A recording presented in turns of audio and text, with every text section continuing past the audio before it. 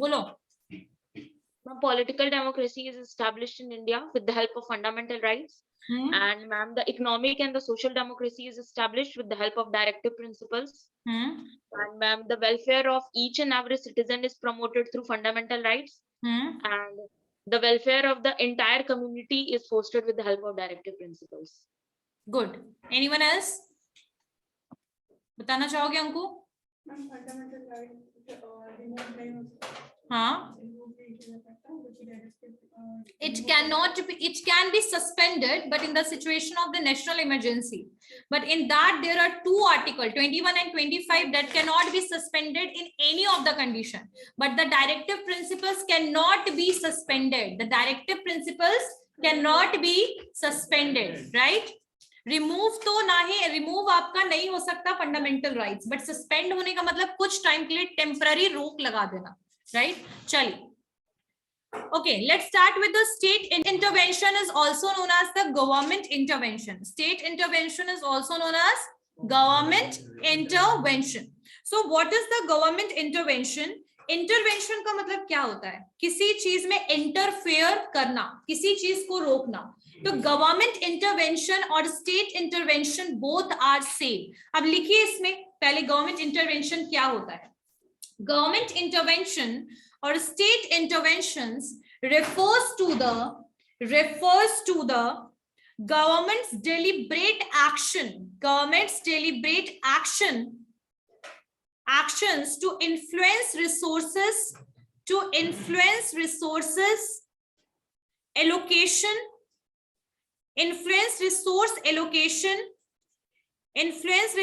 allocation, and market mechanism. Government intervention or state intervention refers to the government deliberate actions to influence resource allocation and market mechanism. What is the meaning of that? अच्छा, government intervention GST हो सकता है? हो सकता है कि नहीं? बिल्कुल हो सकता है. मार्केट के मैकेनिज्म को, मार्केट के सिस्टम को किसी भी तरीके के पॉलिसी या डिसीजन से जब आप पूरा सिस्टम को चेंज करते हो, so that is government intervention.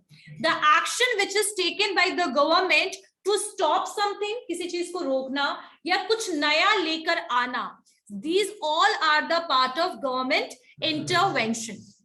Either they can use the legal procedure के थ्रू कोई नया बिल आना, that is also the part of, कहीं ना कहीं वो भी गवर्नमेंट इंटरवेंशन है.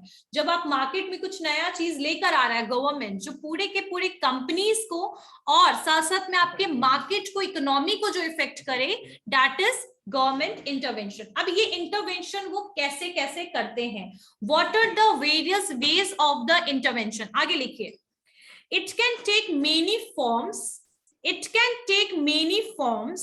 FORMs, MS forms, from regulations बना के, रेगुलेट करके, जैसे कंज्यूमर प्रोटेक्शन एक्ट आया, ठीक है, फिर आपका कोई भी रेगुलेशन आया, सो दैट इज कहीं ना कहीं गवर्नमेंट के द्वारा कोई भी नया कानून भी इंटरवेंशन है. याद रखिएगा इस चीज को, ठीक है. नेक्स्ट लिखिए आगे. It can take many forms from regulation. आगे लिखिए. टैक्स को बढ़ा देना, टैक्स को डिक्रीज करना, इंक्रीज करना, that is also the government intervention. Clear? उसके अलावा आगे लिखिए. Taxes, subsidies. अच्छा, सब्सिडी क्या होता है? अनुदान मैम, जो सरकार के द्वारा दिया जाता है, अनुदान या कुछ भी, बिल्कुल हिंदी में इसको अनुदान कहते हैं. अच्छा, ध्यान दीजिएगा. सब्सिडी जो होता है, that is the amount. Next point. It can take many forms from regulation, taxes, subsidies to monetary and fiscal policy. अब मैं तुम लोग को सब्सिडी बता रही थी, ठीक है. So सब्सिडी जो होता है, that is the relaxation over the amount. For example, आप लोगों को पता होगा कि लिक्विफाइड पेट्रोलियम गैस जो है, इसके ऊपर बहुत सारी जगह पे सब्सिडी प्रोवाइड किया जाता है. सब्सिडी किस फॉर्म में प्रोवाइड किया जाता है? उनको छूट दे दिया गया, जैसे 800 रुपए का अगर सिलेंडर है तो उसको 600 रुपए में प्रोवाइड किया जाए, तो 200 रुपीज जो आपको डिस्काउंट मिला, ठीक है, that is a subsidised amount which is given by the government. आई बात समझ में? तो सब्सिडी प्रोवाइड करता है गवर्नमेंट, रेगुलेशन बनाता है, टैक्सेस प्रोवाइड कर, टैक्सेस जो लेता है, ठीक है, ये सारा तरीके से गवर्नमेंट इंटरवेन करता है कंट्री के इकोनॉमिक सिस्टम को, ठीक है। लेकिन कभी भी याद रखिएगा कि जो इंटरवेंशन होगा that is never for the negative impact, कभी भी निगेटिव इंपैक्ट के लिए इंटरवेंशन नहीं होगा। हाँ, लेकिन अगर कुछ निगेटिव हो रहा होगा तो उसको पॉजिटिव करने के लिए इंटरवेंशन जरूर होगा गवर्नमेंट की तरफ से। आई बात समझ में? मॉनेटरी पॉलिसी, फिजिकल पॉलिसी, आपके कंट्री का एक्सचेंज रेट, ये सारा का सारा कुछ कौन डिस्क्राइब करता है, डिटरमाइन करता है? आपका आरबीआई। जो आपका मॉनेटरी पॉलिसी होता है that is maintained by the RBI. Physical policy is totally maintained by the demand and supply of the country, right. So ये सारी पॉलिसीज को बनाना, चेंज करना किसका काम है? गवर्नमेंट का, और आरबीआई भी रहता है मॉनेटरी पॉलिसी में। तो कहीं ना कहीं in short we can say these are known as government intervention. आगे लिखिए। अच्छा, एक और चीज है कि गवर्नमेंट एमएसपी, एमएसपी पता है क्या होता है? Minimum support price. तो एमएसपी जो है, मिनिमम सपोर्ट प्राइस जो है, that is basically given by the government. Government किसको देता है ये अमाउंट? That is given to the farmers for purchasing the rice और the grains from the farmer.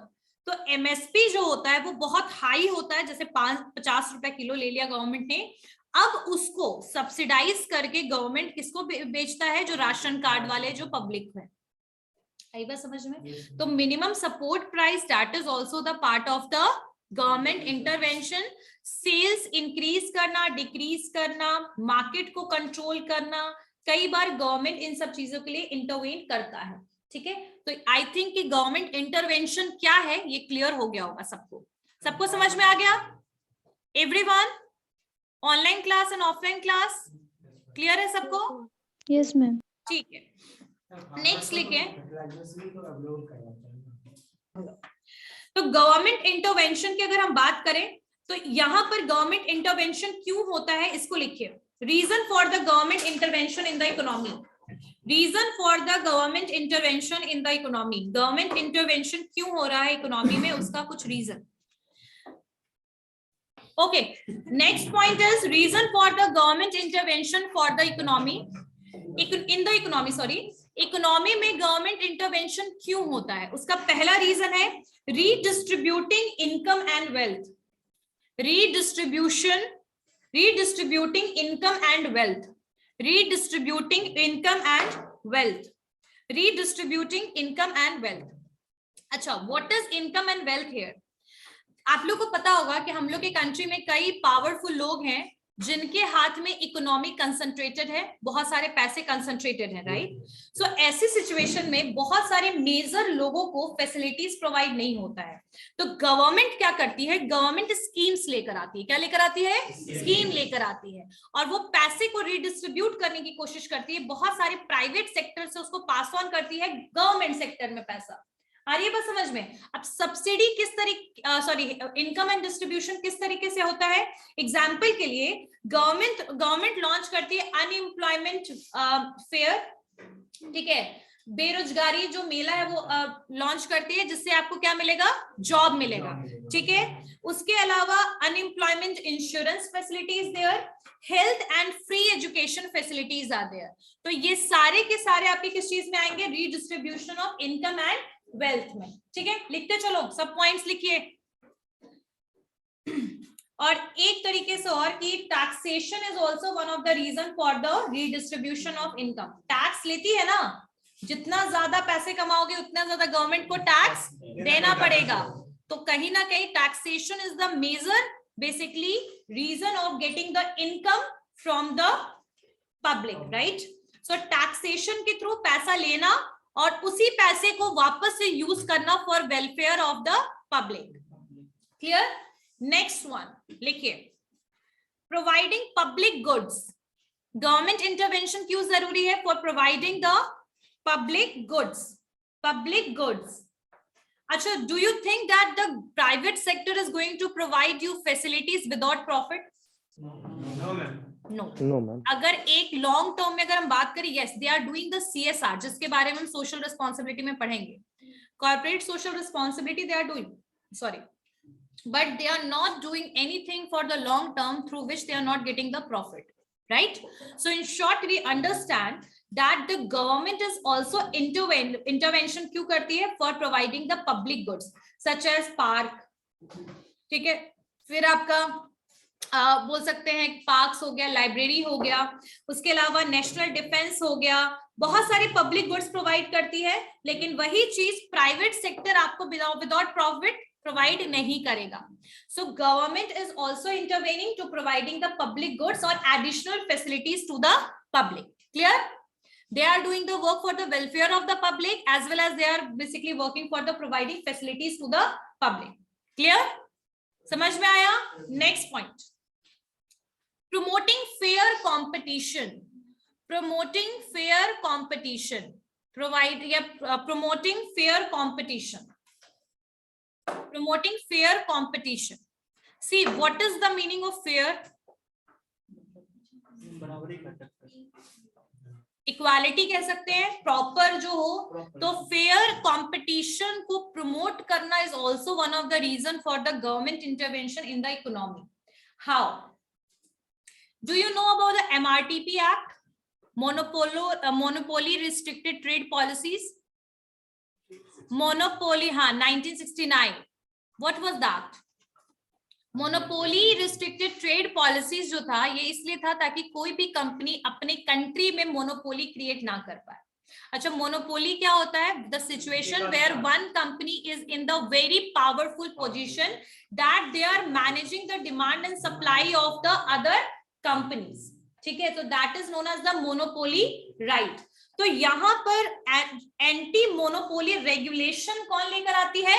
Government लेकर आती है। जैसे MRTP एक्ट 1969, ठीक है, गवर्नमेंट प्रिवेंट करती है ऐसा सिचुएशन जहां पर कंपटीशन की वजह से, एक बोल सकते हैं ना कि एक अनहेल्दी कंपटीशन की वजह से, जहां पर बहुत सारी कंपनी सफर ना करे, इसीलिए they are basically promoting the anti-monopoly policies, or they are basically introducing anti-monopoly policies where no company is so much powerful that they are affecting adversely to the other small companies. आई बात समझ में? अगर छोटी company sustain कर पाएगी अगर monopoly हो गया तो। खैर अभी तो आप लोग को ये चीज बहुत अच्छे से कि कहीं ना कहीं मोनोपोली ना आए कंट्री में, इसके लिए क्या होता है आपका, गवर्नमेंट जो है वो फेयर कंपटीशन के लिए भी कई बार इंटरवेन करती है इकोनॉमी। ठीक है, क्लियर हो गया? क्लियर हो गया? समझ में आ गया? क्या नाम बच्चा आपका? हाँ, निधि। समझ में आया आप लोग को? मान्या? क्लियर? चलिए, रोहित, धीरज, क्लियर सबको? चलिए, promoting fair competition and online class, ये तो छूट गए, ऑनलाइन क्लास समझ में आ रहा बच्चे? Yes ma'am. ओके, और सब लोग कैमरा ऑन करके बैठो। चलिए, प्रोमोटिंग फेयर कंपटीशन, क्लियर? अब यहाँ पर वो जो पॉलिसीज वो लेकर आएंगे वो कहीं ना कहीं मोनोपोली राइट्स को मिनिमाइज करेगा, जैसे MRTP एक्ट 1969 करता है ना? चलिए नेक्स्ट लिखिए, securing the domestic economy. Securing the domestic economy. Securing the domestic economy. अच्छा, डोमेस्टिक इकोनॉमी को कैसे सिक्योर करेगा? अच्छा, डोमेस्टिक मैन्युफैक्चरर कौन होंगे? जो कंट्री के विद इन प्रोडक्ट को बनाते हैं और प्रोडक्ट को सेल करते हैं अपनी कंट्री में। बहुत सारे स्मॉल मैन्युफैक्चरर भी होते हैं, जैसे छोटे मोटे। अच्छा, तुम लोग को मैं बताती हूँ कि हमारे इंडिया का बिल्कुल लगभग एकदम ही डिमिनिश हो गया, खत्म हो गया लगभग, है ना? अब ये चीज हमें भी पता है, country within India we all knows about this situation. लेकिन यहाँ पर इस लाइन का मतलब यही है कि जो मैन्युफैक्चरर है हमारे कंट्री में, उनको प्रोटेक्ट करो। ठीक है, और इसके लिए गवर्नमेंट कैसे इंटरवेन करेगा? ड्यूटी ले आएगा, इंपोर्ट ड्यूटी ले आएगा ना, कस्टम ड्यूटी हाई कर देगा, इंपोर्ट ड्यूटी हाई कर देगा। उससे क्या होगा? टैक्सेस इंक्रीज, एक्सटर्नल से जो भी यहाँ पर इंपोर्ट हो रहा है कंट्री में वो क्या हो जाएगा? डिक्रीज हो जाएगा। सो government is now intervening in this way, यानी हर जगह पे इंटरवेंशन का तरीका अलग है। देख रहे हो ना, वेज अलग है, जैसा प्रॉब्लम वैसा सॉल्यूशन। चलिए लिखिए इसमें, securing the domestic economy. So securing the domestic economy, here the government set the trade barriers. Here the government, what government will do? They will set the trade barriers to minimize the import in the country, to minimize the import in the country, and that is how they are going to secure the manufacturer, domestic manufacturer or domestic economy. Domestic economy का मतलब है कि जो भी economy हो रहा है वो हमारे कंट्री से जो प्रोड्यूस हो रहा है उसके थ्रू बने, ठीक है। टू मिनिमाइज, मैंने ये करवाया था मैक्स, आगे हाँ, minimise import in the country, maximise नहीं है, मिनिमाइज है, इंपोर्ट इन द कंट्री। मतलब इंपोर्टेड प्रोडक्ट्स जो हैं उनको रिड्यूस करना, मिनिमाइज करना, but that is not even possible nowadays. We all see that we are able to purchase the imported good from the e-commerce as well. Now the individual have right to purchase the outside product. Globalization, because of globalization. ठीक है, चलिए next one is protecting people. Protecting people. Protecting people. Protecting people. अब now government is intervening by making so many policies, like organizational policies बनते हैं employment के लिए, EPFO employment के लिए, प्रोविडेंट फंड, वही EPFO employment provident fund organisation जो है, ईपीएफ फंड बोलते हैं, ईपीएफ बोलते हैं जिसको, वो किसके लिए? Insurance schemes for the people, किसके लिए? ऑर्गेनाइजेशन में। तो ऑर्गेनाइजेशनल पॉलिसीज भी गवर्नमेंट बना रही है, किसके लिए बना रही है? प्रोटेक्ट करने के लिए पीपल को, जो लोग काम कर रहे हैं किसी ऑर्गेनाइजेशन में। तो आगे लिखिए, एग्जाम्पल में इसमें लिख सकते हैं प्रोटेक्टिंग पीपल में, the government launched consumer protection policy, consumer को प्रोटेक्ट कर रही है, ऑर्गेनाइजेशन में जो लोग काम कर रहे हैं उनको प्रोटेक्ट कर रही है। अच्छा, कंज्यूमर को प्रोटेक्ट करने के लिए क्या किया उन्होंने? Consumer protection act 1986, consumer protection act 2019, 2019 वाला अभी मैं करवाऊंगी जब सोशल रिस्पॉन्सिबिलिटी, तो 2019 में बहुत सारे चेंजेस आए हैं, ठीक है। अब वो क्या क्या चेंजेस आए हैं उनके बारे में बताऊंगी, बहुत ही इंटरेस्टिंग टॉपिक है ये। चलिए, अब प्रोटेक्टिंग पीपल में लिखिए, the government launched a consumer protection policy, quality requirement, food के लिए क्या है quality requirement? FSSAI, FSSAI, food safety and security authority of India. वो क्या करता है? मेंटेन फूड की क्वालिटी को चेक करता है। और याद होगा किसी के थ्रू मैगी हुआ था बैन, याद है ना? Lead was found in the masala, Maggi masala में लेड फाउंड हुआ था। चलिए ठीक है, तो FSSAI कहीं ना कहीं क्वालिटी को चेक करता है। I am just giving the example. तो FSSAI क्वालिटी चेक करने के लिए भी पॉलिसीज किसने बनाया? गवर्नमेंट ने। कंज्यूमर को प्रोटेक्शन करने के लिए कंज्यूमर प्रोटेक्शन एक्ट किसने बनाया? गवर्नमेंट ने। और organisational policies, EPFO, employ insurance act, so many acts are made for the protecting the employees in the organization. Who made this policy? Government.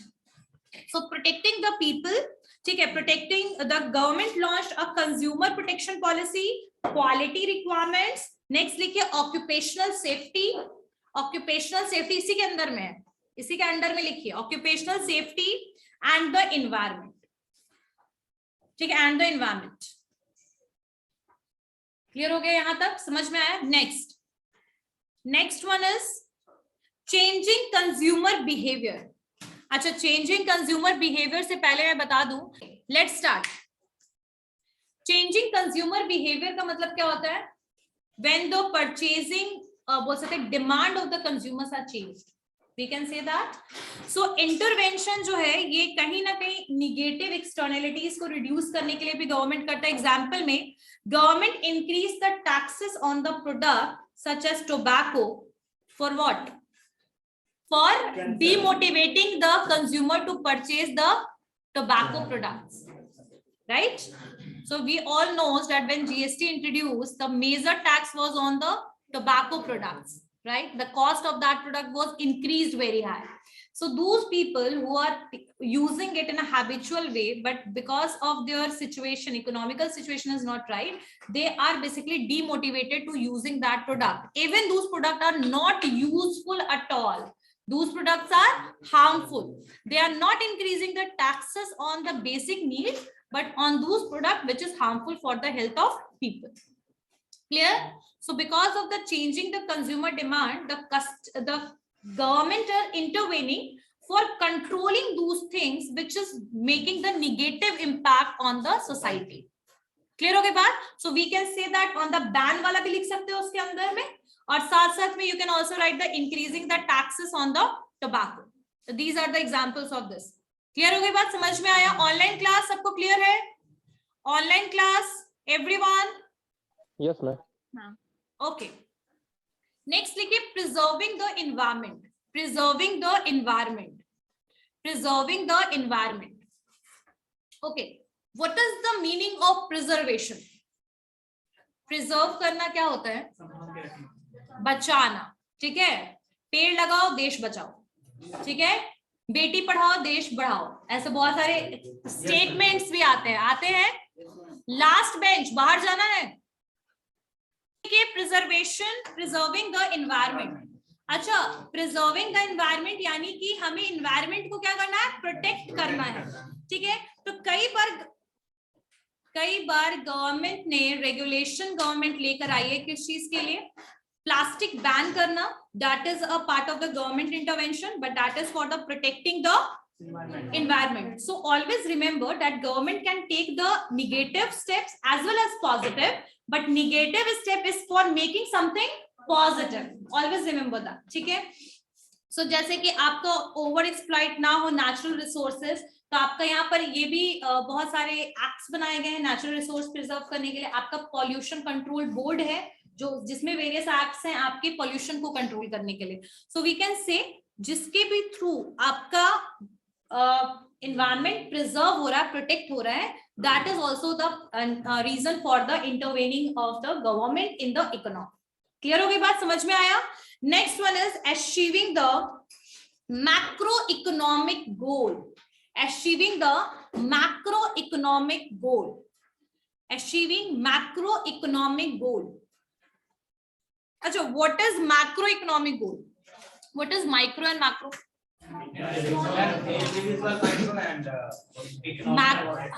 Micro is something where we are talking about the individual aspect, individual customers and all, and the macro when we are talking something in aggregate. ठीक है, जैसे कि यहाँ पर कौन कौन से गोल होंगे मैक्रो में? फुल एम्प्लॉयमेंट लिखिए. मैक्रो इकोनॉमिक गोल, कई बार आपके 4 मैक्रो इकोनॉमिक गोल है. Macro, it's not micro, it's macro. Macro economic goal 4 है, और वो 4 क्या क्या है? Sustainable economic growth. Sustainable economic growth होना चाहिए. फुल एम्प्लॉयमेंट होना चाहिए. Full employment and low inflation. What is inflation? महंगाई बढ़ना. तो आप लोगों को पता होगा जब महंगाई बढ़ती तो क्या होता है सिचुएशन? आप लोग का कंजप्शन पावर इंक्रीज होता है या डिक्रीज होता है? डिक्रीज होता है, right? So low inflation and payment, balance of payment equilibrium. Balance of payment क्या होता है बता देती हूँ. बैलेंस ऑफ पेमेंट पहले लिख लो. लिख लिया balance of payment? Full employment लिख लिया, लो इन्फ्लेशन लिख लिया, और economic growth, sustainable economic growth. 4 macro economic के पार्ट लिख लिया ना. Balance of payment equilibrium. Equilibrium corner में थोड़ा जाइए. आप जाइए कॉर्नर में. आप इधर शिफ्ट हुए बेटा, कॉर्नर में जाओ. चलिए, अचीविंग मैक्रो इकोनॉमिक्स गोल लिख लिया. Sustainable economic growth, full employment, low inflation and balance of payment equilibrium. अच्छा, बीओपी क्या होता है सुनिए. बैलेंस ऑफ पेमेंट जो होता है वो करंट अकाउंट के थ्रू क्रिएट किया जाता है इन द सिचुएशन जब आपका इंपोर्ट और एक्सपोर्ट होता है. जब कंट्री में इंपोर्ट और एक्सपोर्ट होता है तो ऐसे सिचुएशन में जितना ज्यादा आपका इंपोर्ट हो रहा है उतना ज्यादा आपका बैलेंस ऑफ पेमेंट माइनस की तरफ जाएगा. जितना ज्यादा आपका एक्सपोर्ट हाई होगा उतना ज्यादा आपका बैलेंस ऑफ पेमेंट प्लस की तरफ जाएगा. प्लस का मतलब है कि आपके लिए बेनिफिट, माइनस का मतलब है आपके लिए लॉस. तो बैलेंस ऑफ पेमेंट क्या रहे? इक्विलिब्रियम में रहे, मेंटेन रहे, आपका माइनस में ना जाए. तो ये भी एक बहुत इंपॉर्टेंट मैक्रो इकोनॉमिक गोल. जितना ज्यादा इंपोर्ट करोगे उतना ज्यादा लॉस है कंट्री के लिए, क्योंकि उतना ज्यादा हमारे यहाँ का करेंसी कहाँ जा रहा है? दूसरी जगह पे। जितना ज्यादा एक्सपोर्ट करोगे इंटरनेशनल करेंसी उतना ज्यादा कहाँ आ रहा है, इंडिया में आ रहा है। तो अगर इंटरनेशनल करेंसी इंडिया में आएगा तो इंडिया का कंडीशन बेटर होगा या वर्स होगा, बेटर होगा। क्लियर हो गई बात, समझ में आ गया। So these are the reason for government intervention in the economy. Clear हो गई बात, समझ में आया। What are the various ways of the intervention, लिखिए what are the various ways of the government intervention. What are the various ways of the government intervention? Of the government intervention. अब क्या क्या तरीका है गवर्नमेंट इंटरवेंशन का, मुझे लगता है आधा से ज्यादा चीजें आपको क्लियर हो गई होंगी। पहला है इकोनॉमिक पॉलिसी, चारों का नाम लिख लो, 5 का नाम लिख लो, 5 तरीके से इंटरवेंशन होता है। पहला लिखिए economic policy, economic policy. Second लिखिए रेगुलेशंस, रेगुलेशन। थर्ड लिखिए टैक्स। फोर्थ लिखिए price control, price control. And last one is subsidy.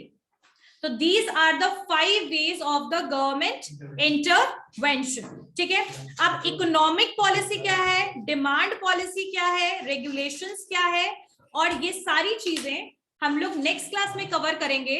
उसके अलावा both were introduce in 1986 first time. ठीक है, तो इन दोनों के बारे में भी हमने क्या किया है, इन दोनों का CSR का एग्जाम्पल बताऊंगी क्लास में। ठीक है, okay, see you all in the next class. And anyone have any doubt in any of the question, जो भी हमने टॉपिक करवाया उसमें भी किसी को डाउट है? Okay, see you all in the next class. Thank you, ma'am. Thank you, ma'am. Thank you. Thank you, ma'am.